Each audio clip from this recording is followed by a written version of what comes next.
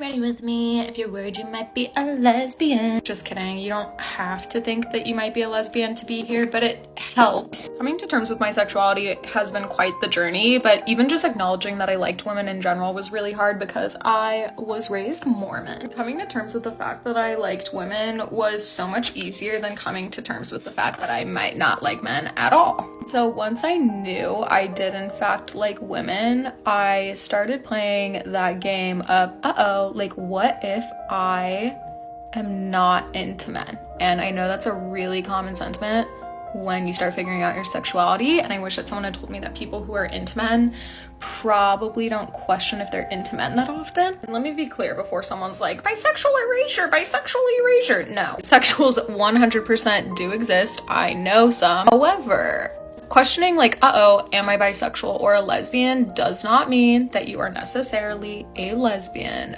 but bruh, you should not be worrying about it constantly, which I was. But then I of course started down the whole comp het deconstruction, lesbian master doc, that good stuff pipeline, where I had to like really be honest with myself on if I loved intimacy in any level with men, or if I wanted men to like me, actually crave more than just like a good friendship with them. To think back on my past breakups and be like, every time we broke up, I really just missed our relationship. I didn't miss anything intimate. I didn't really even miss like cuddling them or touching them. I just missed whatever friendship I had with them. One, I just want to say, if you're like worrying that you might not actually be bi, you might be a lesbian, don't ignore that, because that feeling isn't going to go away. It's just going to get stronger until you figure it out.